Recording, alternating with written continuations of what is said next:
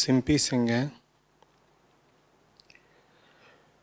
कह रही हैं कि आप बार बार कहते हैं कि जितनी जल्दी हो सके अपने सारे कर्ज उतार दो,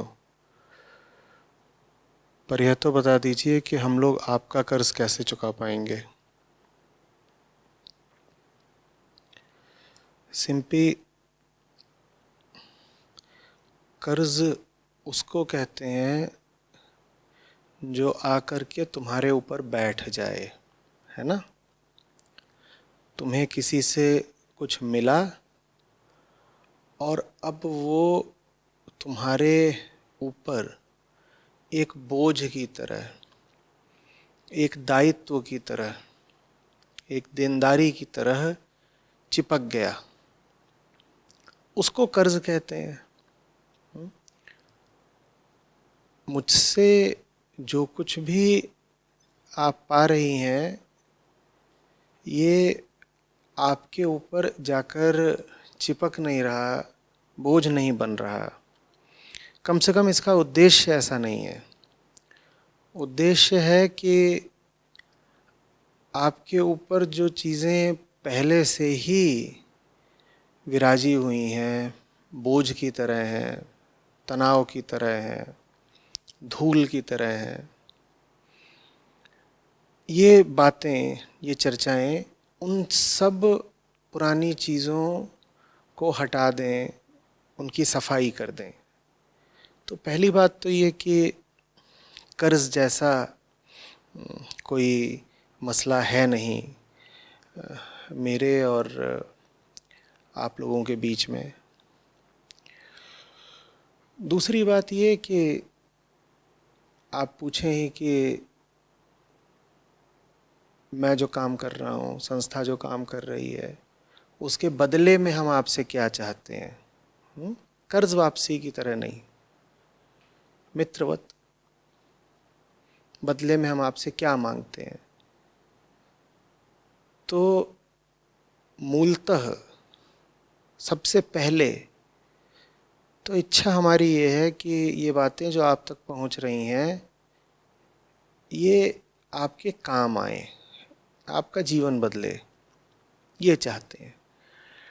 अगर कुछ कहा मैंने, कोई बात समझाई, किसी मुद्दे को स्पष्ट किया और वो चीज़ आपकी ज़िंदगी को बेहतर बना पाई, आप जिस तरीके से जी रहे हो, जैसे सोचते हो, जैसे करते हो, जैसे निर्णय लेते हो, जैसे संबंध बनाते हो, उन बातों में अंतर आ गया, आप दिमाग से ज़्यादा साफ हो पाए, आप ज़्यादा निर्भीक हो पाए,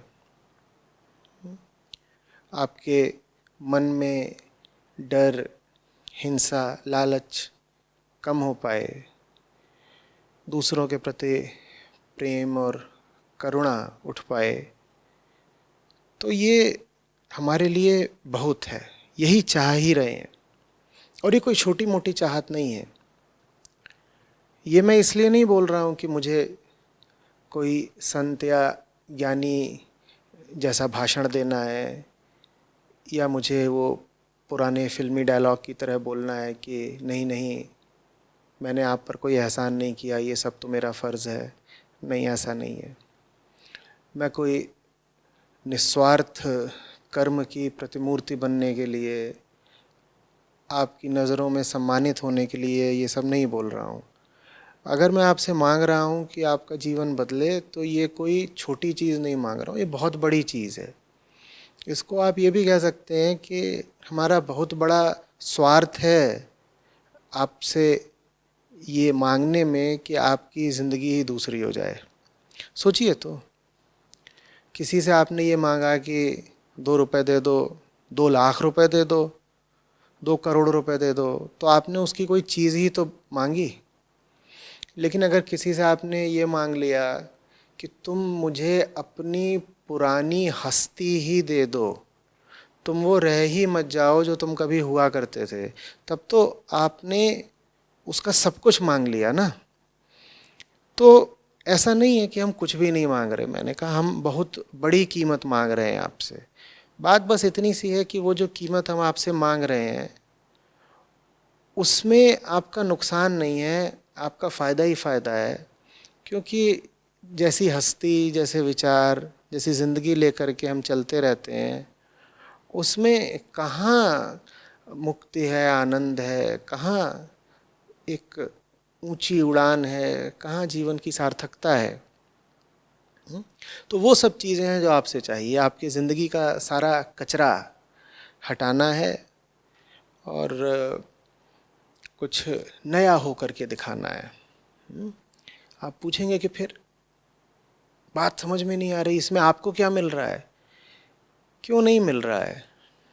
अच्छा एक बात बताइए, आपके घर के आसपास कचरा पड़ा हो, भले ही वो आपने ना फैलाया हो, भले ही वो आपके घर से कुछ दूरी पर हो, आप उससे प्रभावित नहीं होती हैं क्या? तो हम भी इंसान हैं, दुनिया में देखते हैं जब कि क्या चल रहा है, लोग क्या हो सकते थे लेकिन उन्होंने अपनी क्या दुर्दशा कर रखी है, तो बुरा लगता है। इसको ऐसे ही समझ लीजिए कि स्वार्थ है हमारा भी। आप जाएं बाहर और बाज़ार में देखें कि एक बच्चा है 2 साल का, लेकिन उस 2 साल में ही उसको कुछ इतने खराब संस्कार और प्रभाव मिल गए हैं कि अब उसको बड़ी तगड़ी सफाई की ज़रूरत पड़ने वाली है मानसिक तल पर। तो बुरा तो लगेगा ना। आप मीडिया खोलें, आप टीवी को देखें, आप फिल्मों को देखें और आपको दिखाई दे कि एक बहुत ही जहरीली किस्म की अपसंस्कृति फैलती ही जा रही है, तो बुरा लगेगा ना।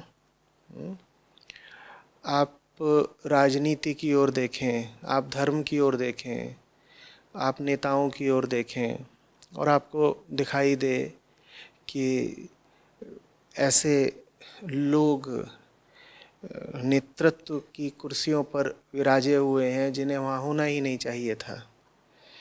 आपको दिखाई दे कि लोगों से वाहवाही और स्वीकृति और वोट इत्यादि बटोरने का सबसे अच्छा तरीका यही बन गया है कि उन्हें और नीचे गिराओ, उनकी जो बिल्कुल पाशविक वृत्तियां हैं उन्हें उत्तेजित करो, तो बुरा लगेगा ना।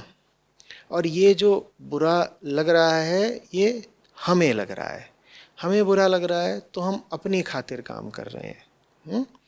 हो सकता है उस काम में आपकी भलाई हो, उद्देश्य यही है कि आपकी भलाई निश्चित रूप से हो, लेकिन वो जो करा जा रहा है उसमें हमारे लिए भी कुछ है। आप पहाड़ों पर जाते हैं, आप क्यों जाते हैं पहाड़ों पर? आप अपने चारों ओर देखते हैं, आपको खूबसूरत पेड़ दिखाई देते हैं, अच्छी सुंदर चोटियाँ दिखाई देती हैं, हिमाच्छादित हैं और उनके पीछे से सूरज की पहली किरणें हैं। और थोड़ा सा दाईं तरफ को मुड़ करके देखा तो कोई हिरण दिख गया, कुलांचे मारता भाग रहा है। नीचे देखा तो वादी में कोई नदी बह रही है। ये सब जो आपको दिखाई दे रहा है, इस पर आपका अधिकार तो नहीं हो जाता ना। बस अच्छा लगता है कुछ अच्छा देखना।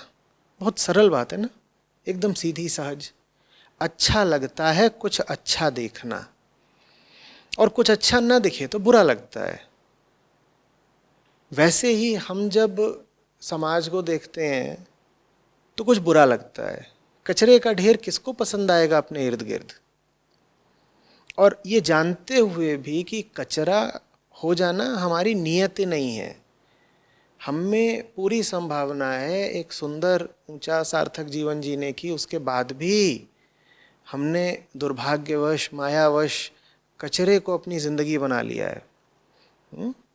तो इसलिए काम कर रहे हैं। जैसे आप कहीं जाएं किसी पहाड़ी पर्वतीय स्थल पर और वहाँ आप देखें कि कचरा फैला हुआ है, और अगर आपके बस में हो तो आप खुद ही उस कचरे की सफाई कर दें, या कम से कम जो लोग कचरा कर रहे हो उनको आप टोक दें कि भाई यहाँ प्लास्टिक मत फेंको, यहाँ पर ऐसा मत करो।